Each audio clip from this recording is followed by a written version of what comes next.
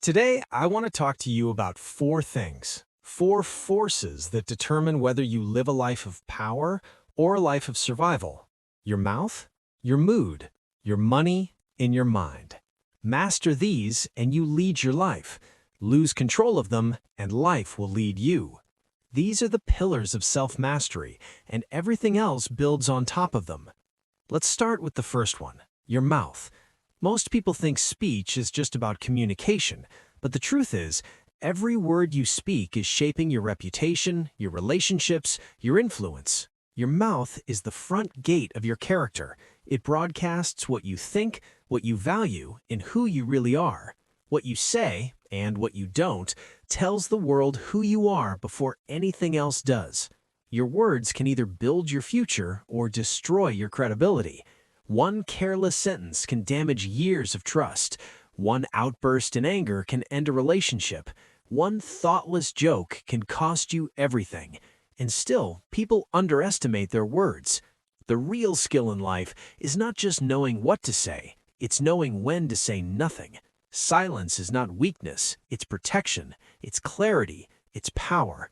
When you're angry, silence guards you from regret. When you're hurt, it gives you time to heal. When you're confused, it helps you process before you speak pain into existence. Some people never grow because they never learn to listen. They talk over others, dominate conversations, gossip, argue, or always need to be right. But real influence doesn't come from how much you speak, it comes from how well you listen. Great leaders speak with precision. They know when to pause. They speak with intent, not just volume. And don't forget, the words you speak to yourself matter just as much.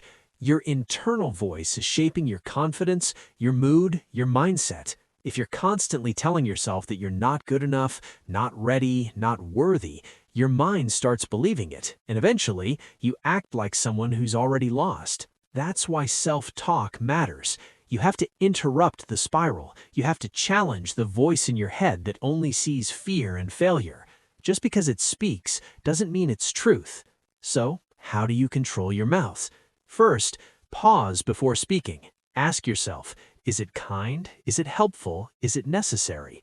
Second, listen not just to reply, but to understand. Give people the space to feel heard. Third, use your words to build, not destroy. Compliment more than you criticize. Encourage more than you correct. And finally, protect your credibility. Don't speak just to impress. Don't lie to fit in. Don't exaggerate to be liked. Because when people stop trusting your words, they stop trusting your value. Remember, the most powerful person in the room is not always the one who talks the most. It's the one who speaks with clarity or knows when to say nothing at all. Now let's talk about your mood. Your mood isn't just how you feel. It's the energy you bring into every room, every moment, every decision. Yet most people treat their mood like the weather, unpredictable, uncontrollable, and always someone else's fault. That's the first mistake. Thinking your mood is something that happens to you rather than something you are responsible for. You can't control everything that happens to you, but you can always control how you respond. And your response is everything. It shows your maturity, your discipline, your direction.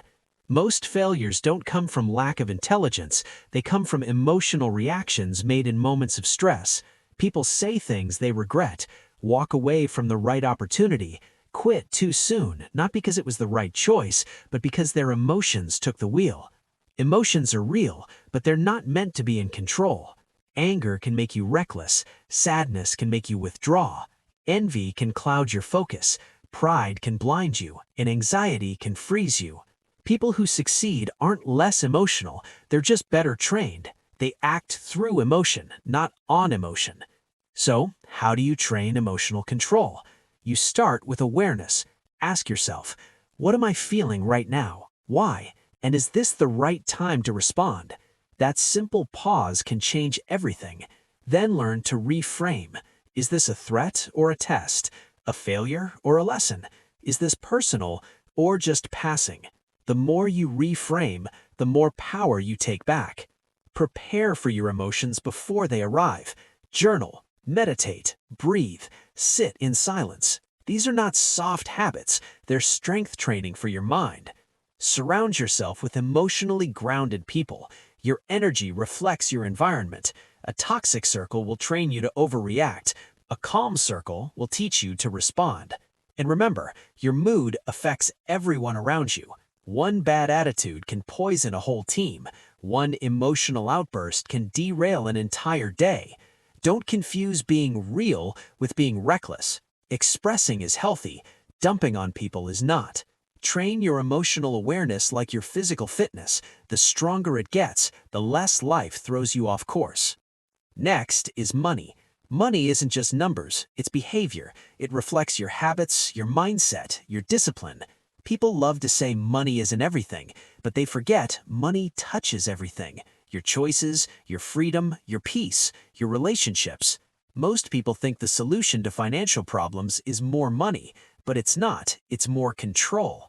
If you can't manage a little, more won't help. In fact, it'll magnify the problem. That's why people win the lottery and still go broke, because their income changed, but their mindset didn't.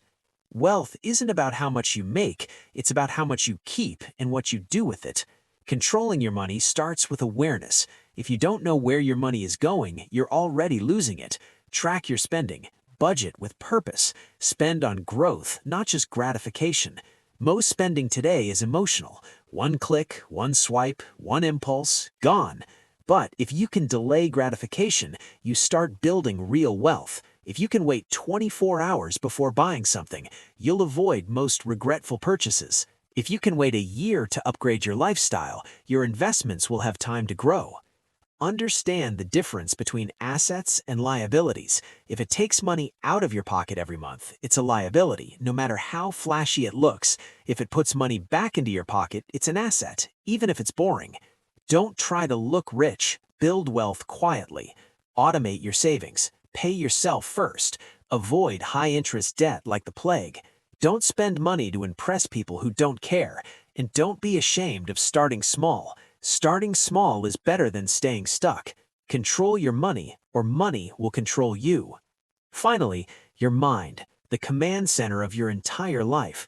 Every word, every action, every choice, it all starts in your thoughts. If your thinking is scattered, your results will be the same. Your mind is powerful, but it's programmable. It becomes whatever you feed it.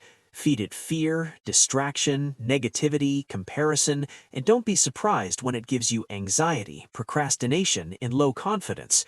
But feed it focus, wisdom, intention, and it becomes your greatest ally. The first step to mental control is understanding you are not your thoughts. You are the observer. Not every thought is truth. Not every fear deserves attention. Don't let your mind become a battlefield for lies. Interrupt the spiral. Ask yourself, is this thought helpful? Is this fear real or just a habit? And be mindful of what you let into your mind. Protect it like a fortress. What you read, who you follow, what you scroll, it all programs you. Garbage in, garbage out. Learn to focus. In a world that profits off your distraction, focus is a superpower. Most people aren't short on time, they're short on attention. Train your ability to stay with one thought, one task, one goal. Create space to think. You can't strategize in chaos. That's why silence matters. You don't need more noise, you need more clarity. And when your inner critic gets loud, answer back with truth. You don't need to erase the negative voice, you need to drown it out with a stronger one. The one that knows your mission, the one that remembers who you are. And through it all, the glue that holds everything together is self-control, the ability to lead yourself when no one's watching, to say no when it's hard, to stay consistent when it's easier to quit. Self-control isn't about restriction, it's about alignment. It's what builds self-respect, brick by brick, decision by decision.